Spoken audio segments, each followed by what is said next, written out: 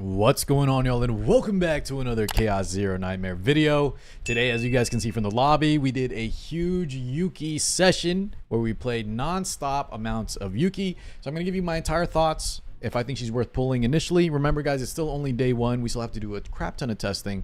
But I know a lot of people have already been reviewing her, and the results have been a little mixed. So I'll give my impression on at least the first day of grinding her for the last 12 hours.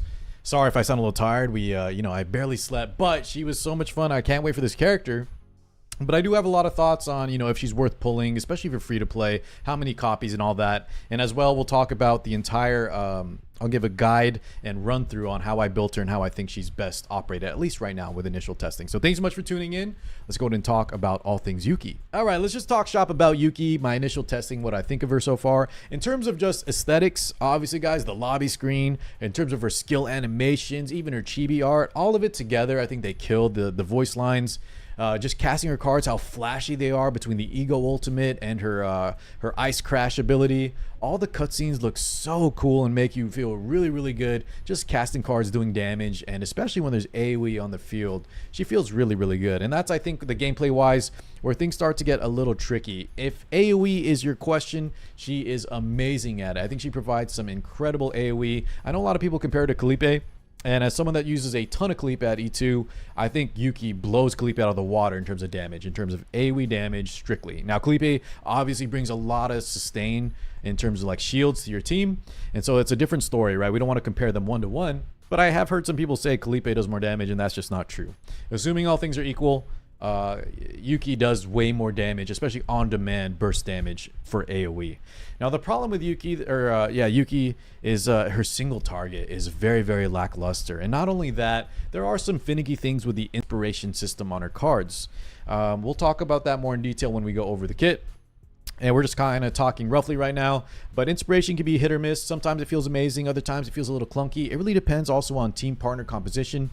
She's very reliant, I think, on certain teams, and that is especially true when it comes to her Ego Ultimate. Her Ego Ultimate, I think, is my least favorite part of the kit.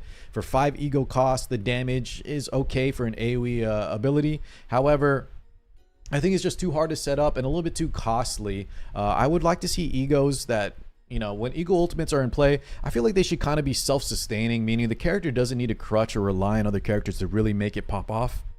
And Yuki needs a lot. She needs all the cards to align. One, she wants a lot of cards in hand, her own attack cards, because they're about to be taken out to do the bonus damage, and then she needs a way to draw them back. I feel like if they just adjusted it, maybe they lower the damage and had her self-draw those cards, or even just change it up completely where the ult just does damage based on how many inspirations you had casted. That would be a lot different. I think just right now it's way too clunky, way too reliant on other characters, and I think it's ultimately the weakest part of her kit. I think addressing the Ego Ultimate, if it could get some touch-ups just to be some quality of life to make it a lot easier and feel good to use, I think would go a long way. Now, the other main issue, as I mentioned, is the single target damage. There are a few areas, especially in the new Chaos, that she struggles with. AoE is a breeze, right? You're going to feel right at home just clearing tons of enemies. Man, she does it the fastest in the game. However, against very high HP targets, single targets especially, that have any type of damage reduction, especially like fortitude stacking or specific buffs, she really, really struggles. And that's where you're going to get in trouble, because you're going to take too long to kill. And a lot of times with Yuki teams, right, we don't necessarily bring a shielder. I might test her running her with some shielders, but typically you're going to see players run her with characters that make more synergistic sense. Things like Nia, maybe Cassius, Ray, Veronica, right? Characters that have draw and other supports that can really fuel her engine.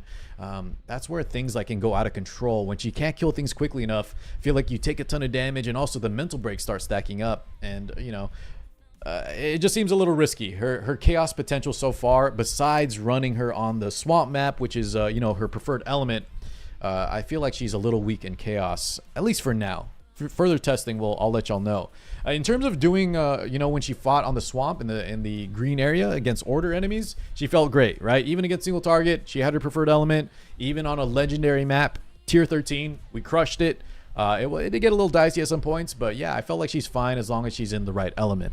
The problem is, I think we want characters. A lot of players are looking for characters that are just extremely versatile out of the box.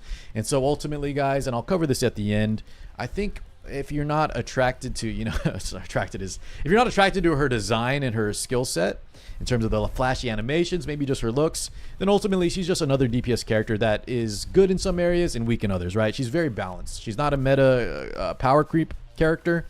And so if you're just looking for a powerhouse, she is skippable. That being said, if you do like how she looks and you think you like how she plays, I think she's definitely worth it. She might need a little more investment though than characters obviously like Hugo, for example. She kind of reminds me of Luke a little bit, where she really starts to shine when you get a few egos, and we'll cover that here right now as we talk about her build. And then I think her partner is also extremely strong. So if you want to use her, I would highly recommend investing at least a little bit in terms of like a few ego points. E2 is a good break point, and then her partner. At E0, I know some players are saying they have some success, but I feel like she's going to struggle big time, at least when you compare her to some of the other meta characters. But yeah, I think I really like Mei Lin. I might even pull more copies of her, and I'm going to continue to test. So yeah. Hopefully you guys enjoyed the gameplay thus far. Let's go ahead and talk about her build if you guys do want to build her up. Okay, y'all, let's go ahead and talk about Yuki, the build, breakpoints, memory fragments, egos, all that good stuff. So here's her current stats, just to show you guys. I did get her to Friendship 13. We just gave her all the gifts. Initial save data we can talk about real quick. This is not perfect by any means. I would like to get more copies, duplicate copies of the Prepare to Subdue, but I'm still working on completing or doing the initial Chaos, because you want to run the new Chaos. 1, it's seasonal, and 2, there's some very good equipment that is suited especially for Yuki. As you guys can see here, the Chimera Knight, probably one of her best in slot weapons moving forward. The problem is it's a little bit difficult for Yuki to complete at the higher levels, so give me some time, but we'll hopefully get some nice perfected builds. I think it's going to look something similar to this, with maybe some God Epiphanies on like Prepare to Subdue, with like 2 to 3 copies would be great. Flash Slash I think is good in multiple forms. You can either get, I think this is one of the weaker ones actually, the Morale. Instead, I like the 0 cost. If you want single target, there's a great Epiphany for this as well, that does single target damage based on how many inspirations you get, or sorry, how many cards you draw for Yuki specifically. Trickery Strike, I think this is one of the better abilities, but honestly, a lot of the Trickery Strikes are great. 0 cost. You have this one that draws more cards. I think this one is probably the best overall, because it just sets up another inspiration card automatically for itself while doing damage too. But you can get the retain plus retrieve one is not bad either if you plan to activate other abilities. Now, Freezing Blade I think is one that you want to get, guys, and unfortunately it's kind of rare. I've only seen it a few times, but if you can get this initiation, which by the way is the new Outbreak of War, meaning it starts in your hand, I think being able to start the game with Freezing Blade goes a long way. This card adds so much damage to her kit that if you can get this Epiphany upgrade, it really, really is worth it. So I would try to encourage y'all to get this on your save data if possible. Really just makes her more consistent, and having that turn 1 at 0 cost is just a freebie, you know? Last but not least, guys, if you can duplicate Iceberg Cleave, this is probably her best overall ability. It can't get any Epiphanies, unfortunately, but this thing is amazing. With Inspiration, it's +1 hit. It just does great damage, assuming you are on Ego 1. So let's talk about Memory Fragments, or sorry, not Memory Fragments, Manifest Ego real quick. E1 will remove the decreased damage effect, making Iceberg Cleave a lot better. But I think E2, if y'all can go for it, is a great breakpoint, as this is just going to, a lot of times, like Haru, for example, having certain abilities just makes the characters feel a lot smoother and a lot more cohesive with their intentioned design. So for Yuki, right, we have the inspiration effect, and sometimes if you get unlucky with draws, let's say your supporting cast cannot draw you those inspiration cards, then you're kind of feeling lackluster. You don't get to the added bonus. So this will really help alleviate that, and I think also provides more leniency in terms of team composition. So if you can get E2, I think it's a great breakpoint. E3 is just a buff to the ultimate, and I honestly do not like her ultimate, but hey, more damage will probably be even better. Any more damage on her is great, so this is another damage boost, the Sword Dance. However, I think these two are lesser value, and especially number 5 is just potential level. It doesn't really get amazing. The Sword Dance buff doesn't get amazing until E6, so be careful investing. I think the best breakpoint is really E2, and then from there, if you want to full commit to E6, obviously all these bonuses from 3 through 5 will be great. But especially the Sword Dance, I think doesn't get amazing until you max that out. Instead, if you guys can get E2, or if you just want to leave her at E0, you could also consider getting her partner as well. And I think her partner is great in multiple areas. Not only does she just synergize perfectly, as most partners do for their specific character, right, providing some damage whenever you draw the cards, as well as bonus inspiration damage too. Her effect is also really nice, as that's going to allow you, when you draw inspiration cards that you weren't able to draw through the effect, you can use this to kind of pseudo activate it. Not only that, there's also some really nice abilities or cards like the newly added, I think they're called like breakout cards, that there's some cool synergies that you move those cards to the top of your deck, redraw them, and they get their added benefits. So I think this is actually a really nice card moving forward and synergizes in ways that aren't just solely for Yuki. So not mandatory, but I think you might as well pick it up if you're going to go and consider, maining Yuki, or at least really committing to her damage. All right, so let's talk about memory fragments, guys. And I'm on a 2-2-2 setup. I think there's a little bit of versatility in terms of the last set here. You don't have to go for the scarab, especially if you remove a lot of the basic cards, which is an option. But for now, since I had some good scarab pieces, I rock it. And I'm probably going to try to leave 2 basic cards, as with the new save data rules we have information for, guys. Sometimes removing cards could be costly and could, end up bricking your saved runs. So I think actually having some basic cards on her is not the worst case scenario. It's not like as good as Mei Lin, but it's pretty good if you combine it with Seth Scarab. Otherwise, just give her like the Agony 2 set. You could do that as well, and just make sure your save data, one of your partners or her, has like some equipment that can proc Agony. A lot of Epiphanies can do it, especially on like Veronica, Calipe. A lot of characters just get Agony application for free, and so that's additional 15% damage. Last but not least, guys, I do want to talk about, since I'm going to get asked, I'm sure, you see this Bullet of Order effect, which a lot of people assume is Yuki's preferred set. I think this is actually kind of weak. Assuming, right, 15% we can get every turn, which is not going to happen, because that means we have to use 3 attack cards, which is very rare.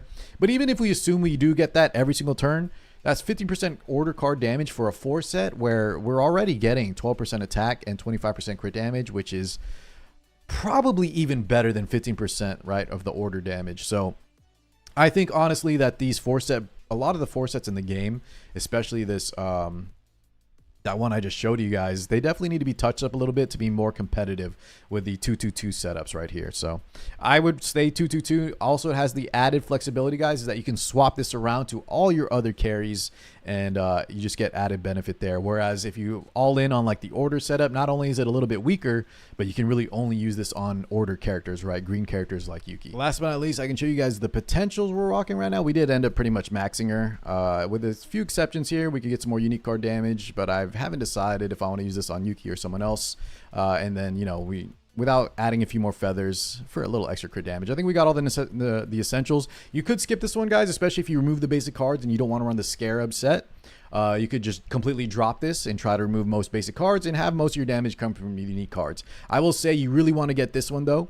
The as I was mentioning, guys, Flash Slash and both Iceberg Cleave are incredible, and Yuki, her main job, right, you need to build as much damage on her as possible. So definitely invest into that, get the max crit chance, get whatever crit damage you can, and focus on the unique card upgrade over the basics. If you don't plan to play a lot of basics or run the Scarab set, you could skimp on this one. You can skimp on the basic card proficiency as well. But if you're a Yuki main, I recommend getting both, because sometimes you want to keep the basic cards. Remember, the save data has been sort of given out or more figured out, and we can actually budget and plan out exactly what we get to keep or hold. And I'll make a future video on that after this Yuki one.